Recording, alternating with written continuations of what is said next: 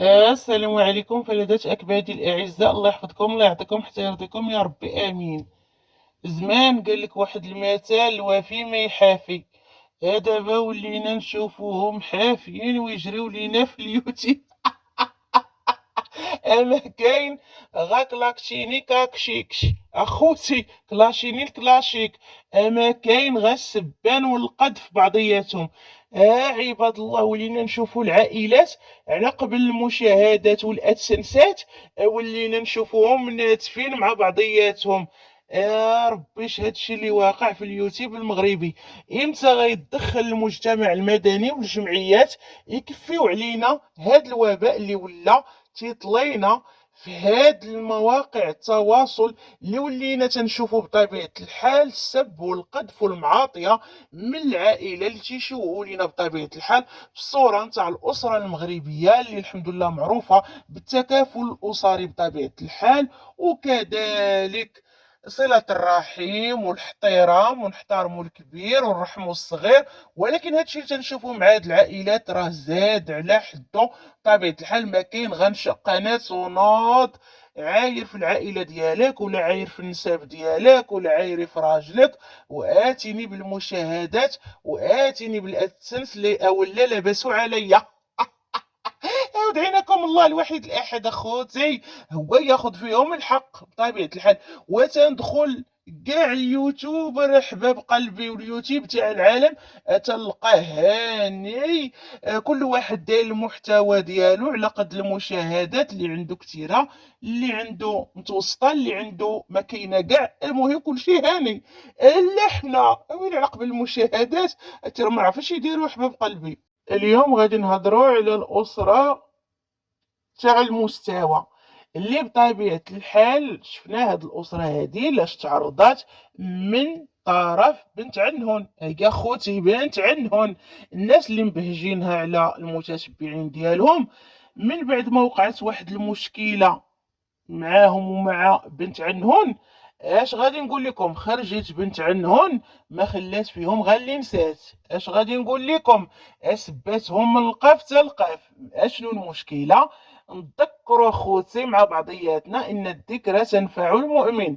فاش كانت هذيك الساعه مجموعه العائله في المناسبه نتاع زواج ولدهم الصغير، كانت جات عندهم الهوكية خوتي صورات بطبيعة الحال كما جا على اللسان ديال بنت عنهن، انها صوراتهم وهما تيشطحوا بطبيعة الحال كأسرة. البنات نتاع هاد العائلة شافوها قالوا ليها لا ما تصوريناش. مشاو بطبيعة الحال وقعت مشكلة في الفيرما، ما دخلوش العائلة اللي هو ولد عنها وعنها ومرت عنها. بطبيعة الحال لو وقع المشكل حتى مع بنتهم كما جا على اللسان ديالهم الفيديوهات اللي كانوا خرجوا هذيك الساعة.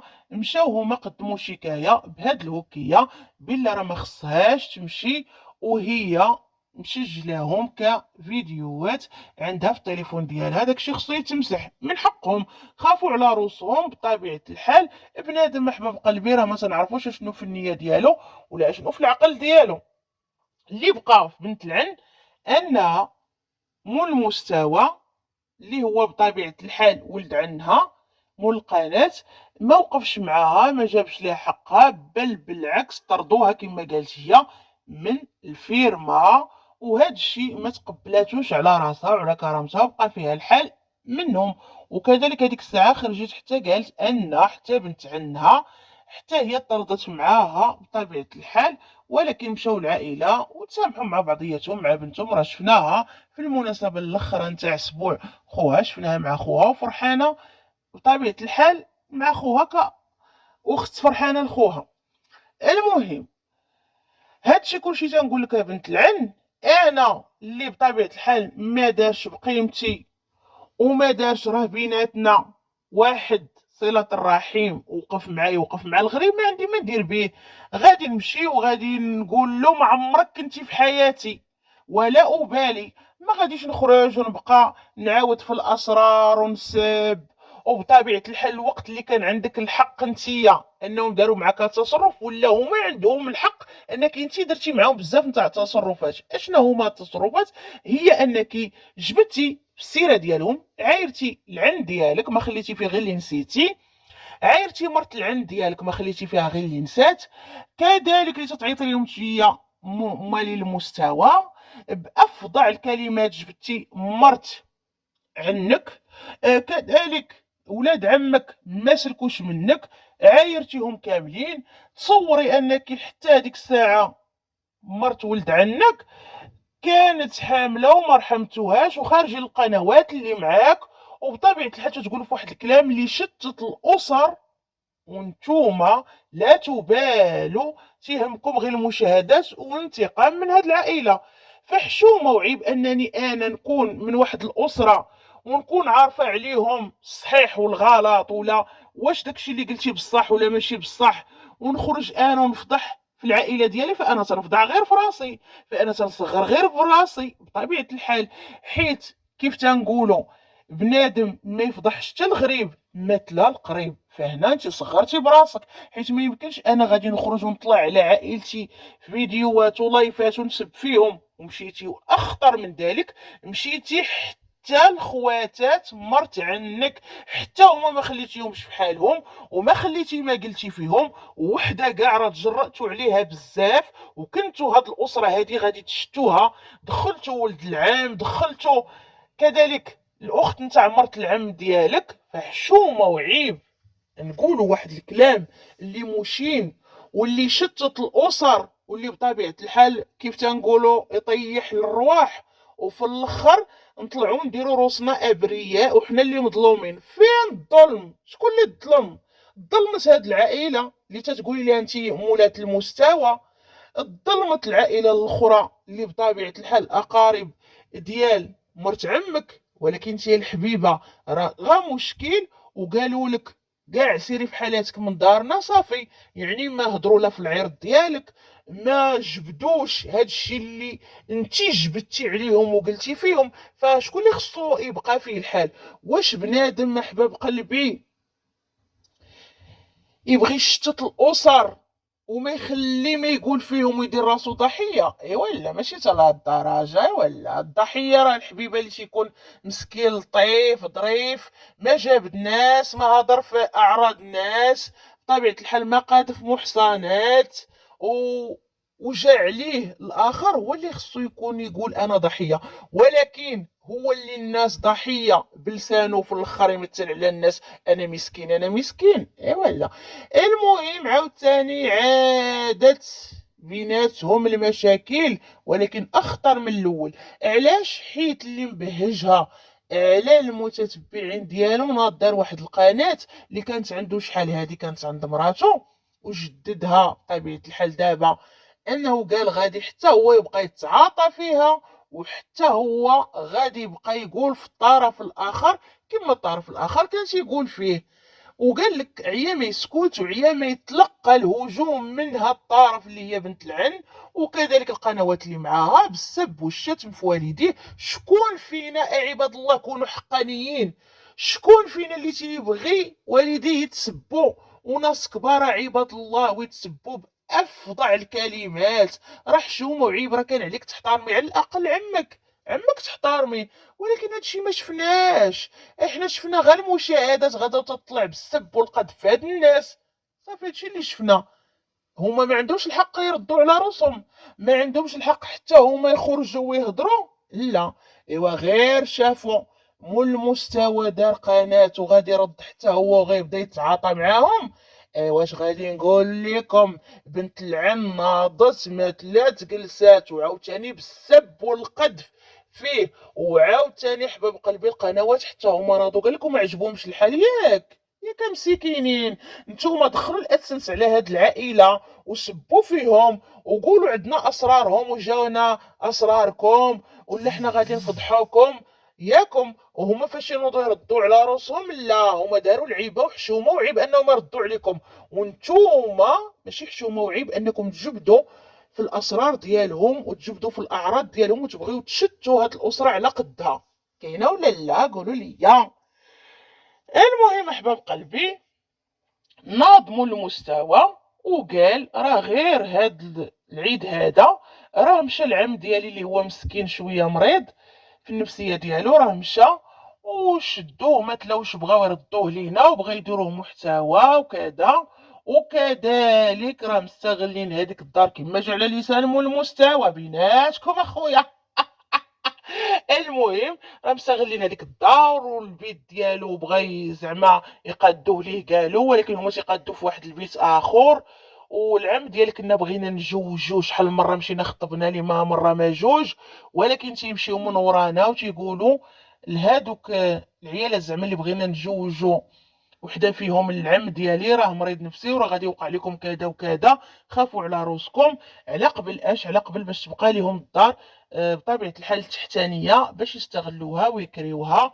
والعم ديالي زعما الاخر راه قال ديريكت انا بغيت السفلي، ما بغيت زعما خويا يتزوج ويدير اسره وولاد وهادي. وفعلا مول المستوى عنده الحق، هاد السيد مسكين مريض نفسي وخصو مسكين مستقبلا اللي يهز به، وهذا معليش انه يتزوج ويولد وليداته، ولكن كان ما تيشكلش خطر على المراه اللي غادي ياخذ. نجوجوه، ولكن الا كان تيشكل خطر على المراه اللي غادي ياخذ، لا ما نجوجوش بطبيعه الحال، ما نخليوش واحد المراه ضحيه ومستقبلا كاع يكونوا وليدات حتى هما ضحيه، فلا. المهم قال شوفوا العم ديالي فاش مشى عندهم اشنو زعما قالوا ليه هذا. وراه فاش عيط بامو المستوى، راه ناط قلبات الميده اللي كانوا حاطين فيها الزبده، وهذيك الله الله بقات فيا ديك الزبده. اتاي كنتو حاطينه ولا ما حاطينوش؟ المهم احباب قلبي، المشاكل العائليه الاسريه تاع اليوتيوب احباب قلبي الادسنسيه، هاد الفضيح اللي ولينا تنشوفو، يا ربي السلامه من هاد الناس. ولكن مول المستوى من حقه انه يرد على راسو، حيت الصراحه راه صبرو كثر من القياس، راه حتى شي واحد ما يبغي يتسب بطبيعه الحال ويتقذف باسوأ الكلمات. وهضروا في الشرف نتاع مراتو، هضروا في الام ديالو، في الخالات ديالو، هضروا في الخال ديالو، راه ما خلاو احباب قلبي فاش هضروا في الجده ديالو، في الام ديالو نعتوها باسوأ الكلمات. في بطبيعه الحال البات ديالو اللي هو واحد السيد اللي عنده واحد الخدمه ومع الناس ومعروف، يعني بغا يهرسوا ليه حتى الخدمه ديالو. بنادم احباب قلبي راه كيف تنقولوا غير سيره، فاش غادي يشوه لك واحد الانسان السيره ديالك ويفضحك ويبارطاجيك بواحد الصوره سيئه، ويبارطاجي العائله ديالك والمحيط ديالك بواحد الصوره سيئه، راه هنا تيشوه لك في السمعه ديالك، والانسان راه غير سمعه بطبيعه الحال. فهاد الشيء كله داروا هاد الناس، ولكن نهار خرج الولد يرد على العائله ديالو، لا اسكت انت ما تهضرش، خلينا نديروك محتوى وخلينا ندخلوا الفلوس على السيره ديالك، وبكم نتوما رجعنا حنايا تندخلوا الادسنس المليح والمشاهدات، كاينه ولا لا؟ علاه بنت العن اش من محتوى دايره لينا؟ محتوى شاده اولاد عنها وعمها والعائله ديالهم ودايرهم محتوى، كاينه ولا لا؟ قلتي انت يا بنت العم، قلتي بلا تيقول لي لا انايا راه تيعطيني وما يعطيني من الفلوس، انا شحال صورت معاه فيديو عمرني ما قلت ليه عطيني فلوسي اللي زعما صورت معاك هذوك الفيديوهات، عطيني حقي، ودابا انا زعما بغيت حقي وما عطيتينيش حقي وكلتيني في رزقي زعما اللي صورت معاك فيديوهات ودخل الاسنس وما عطيتينيش. ياك الحبيبه بقى فيك الحال؟ ايوا ما يبقاش فيك الحال، راه عوضتيه الحبيبه. حتى لا كنتي هذيك الساعه تتصوري معاه فيديوهات وما كانش تيعطيك، حيت شفناك هذيك الساعه الحبيبه كنتي ولاد عني وفرحانه بيهم، وسافرتي معاهم الحبيبه، وما خليتي يا الحبيبه ما شكرتي، ودرتي يا الحبيبه الطابليه عليهم، وقلتي بحال مرات عمي ما كاينه، بحال ولاد عمي ما كايناش، كاع تيدوروا في هذا العالم، وبحال عمي ما كاينش اللي دابا ولينا تنشوفوا كلام اخر، وكذلك بحال عائله مرت عمي ما كاينينش، ومشيتي عندهم الحبيبه وفرحانه بهم، ويا هلا بطالله ويا ربي غير ولاد عني عيطوا ليا ونبان معاهم. ديك الساعه الحبيبه ما كنتيش باغيه الفلوس نهائيا، كنتي باغيه الحبيبه هذيك الجمعه العائليه وبطبيعه الحال صله الرحم. ولكن الحبيبه راه بنادم الجمعه العائليه كان تيجمع فيها الاسرار اللي خرج بهم. كاينه ولا ما كايناش؟ ايوا الحبيبه ما يبقاش فيك الحال، حتى لا ما عطاكش الحبيبه من فلوس الفيديوهات اللي صورتي معاه، الادسنس اللي دخل هذيك الساعه فاش كنتي تصوري معاهم، راه الحبيبه عوضتيهم بالثاني ولا مثلث. راه الحبيبه هذاك الادسنس اللي دخلتيه تفكري الحبيبه راه دخلتيه غير بالسيره ديالهم، بالسب والقذف فيهم، سمعتي؟ فالحبيبه راه ما دخلتيش بواحد المحتوى اللي هي الحبيبه ديالك نتيا وضاربه عليه تماره وبدراعك الحبيبه، والو، راه دخلتي غير بلسانك في السيره ديالهم.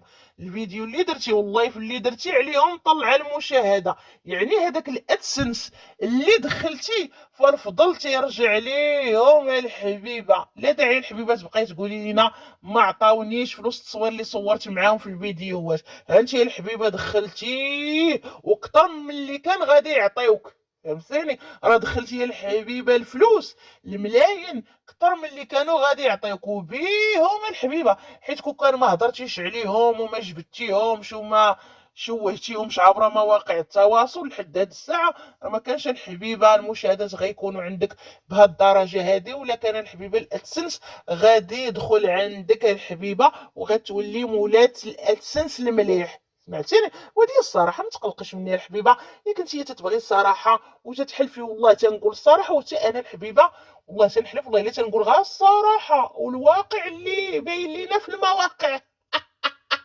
وانا شاهده من اول ما فرشت لهم الملايه قلت لهم في الحاره والله لحوريكم وحقول لكم اللي فيكم واللي ما فيكم واللي عليكم واللي منكم يقرب مني، ده انا والله ست مفتريه عايزه الادسنس والمشاهدات بس.